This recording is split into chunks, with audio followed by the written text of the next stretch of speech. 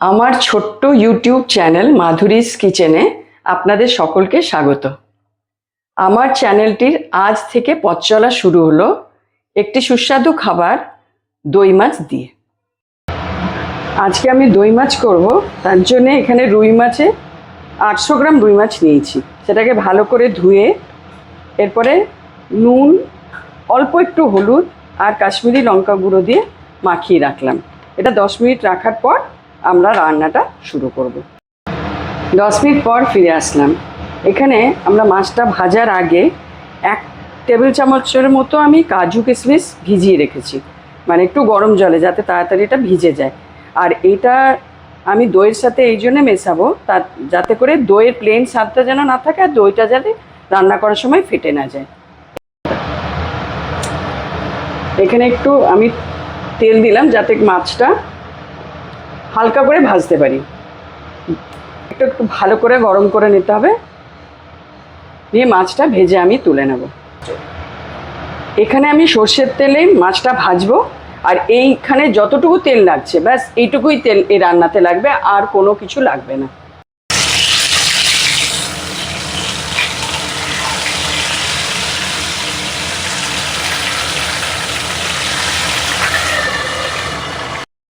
মাছ ভাজা হয়ে গেছে। এবারে এই দইটাকে আমি একটু ফেটিয়েছি, 400 গ্রামের মতো দই আছে। এটাতে আমি নুন, চিনি স্বাদ অনুসারে মিশিয়ে দিয়েছি। এবারে এই কাজু কিশমিশের পেস্টটা এর মধ্যে মিশিয়ে দিলাম। ভালো করে মিশিয়ে নিয়ে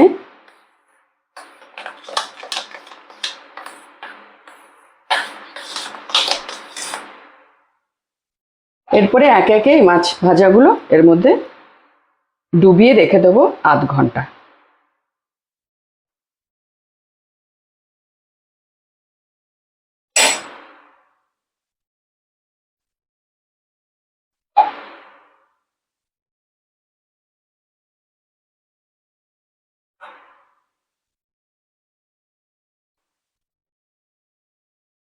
এরপরে ঢাকা দিয়ে রেখে দিচ্ছি। এই একটা মাঝারি সাইজের পেঁয়াজ আমি এরকমভাবে কুচিয়ে কেটে নিয়ে খুলে নিয়েছি পুরোটাকে, যাতে করে ভাজাটা ঠিকঠাক হয়। আর তার সাথে একটুখানি 2-3টে এলাচের দানা বের করে থেতো করে রেখেছি। এবারে আমি রান্নাটা যেটা করব সেটা পুরো সাদা তেল দিয়ে করছি না, অল্প একটু সাদা তেল আর একটু ঘি মিশিয়ে নেব। আপনারা চাইলে পুরো সাদা তেলেও করতে পারেন, আবার শুধুমাত্র ঘি দিয়েও করতে পারেন।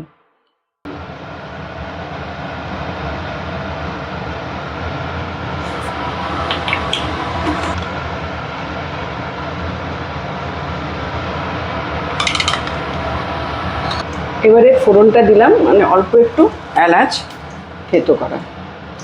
এরপরে আমরা পেঁয়াজটা দিয়ে দেবো।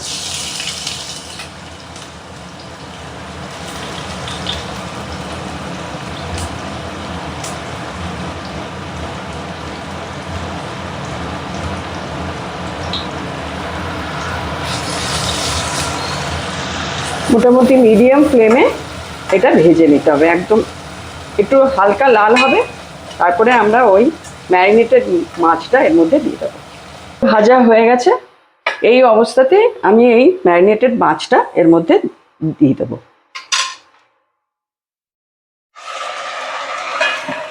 অবশ্যই গ্যাসের ফ্লেমটা কমিয়ে দেবেন। এবারে জাস্ট এটা হালকা হাতে একটু নেড়ে আমরা আর কিচ্ছু করব না, এটাকে ঢেকে ওই 20 থেকে 30 মিনিট রান্না করব, একদম লো ফ্লেমে।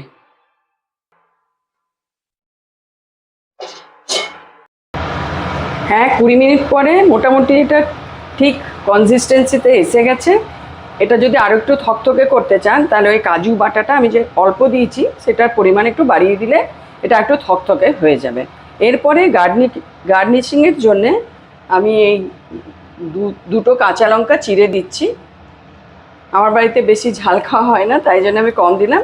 আপনারা আপনাদের ইচ্ছে মতো এটা বাড়িয়ে নিতে পারেন। আর পারলে ধনে পাতা কুচি আর মটরশুঁটি যদি দিতে পারেন আরও ভালো হবে।